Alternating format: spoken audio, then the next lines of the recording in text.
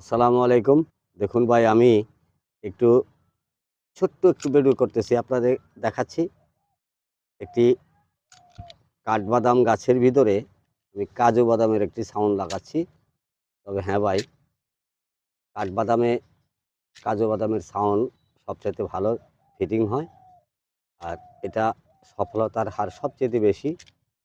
তবে একটু ধীরে আস্তে করতে হবে, যে নাইফটা করবেন নাইফটা যেন খুব ধারালো হয়।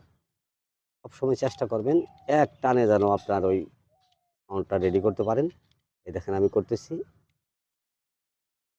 আর কাজু বাদাম যখন আপনারা গ্রাফটিং করবেন, তখন সবসময় খেয়াল রাখতে হবে উপরের যে ডগাটা থাকে, এই যে ডগাটা, এটা কেটে ফেলবেন। ওই যে সাইডে একটু একটু চোখ দেখা যাচ্ছে, এই যে এই চোখটা থেকেই দেখবেন অনেকগুলো মানে ডাল, শাখা প্রশাখা নিয়ে ওরা রেডি হয়ে আসবে। তবে কাজু বাদাম যখন গ্রাফটিং শেষ হবে, তখন আপনারা একটা কাজ করবেন, সম্পূর্ণ ঠান্ডা জায়গায় রাখার চেষ্টা করবেন, সানলাইটের বাহিরে আর কি। যখন দেখবেন যে কিছু কিছু করে ওরা আবার উপর দিকে ওর পাতাগুলো ছেড়ে দিয়েছে বা ডগা ছেড়ে দিয়েছে, তখন সানলাইটে নিয়ে আসেন, কোনো রকম সমস্যা আর হবে না ইনশাল্লাহ। আমি এইভাবেই আপনাদেরকে ভিডিও দিয়ে থাকি। মাঝে মাঝে কাজু বাদাম, পেস্তা বাদাম, বিভিন্ন ফলের ফ্রুটের আমি ভিডিও দিয়ে থাকি।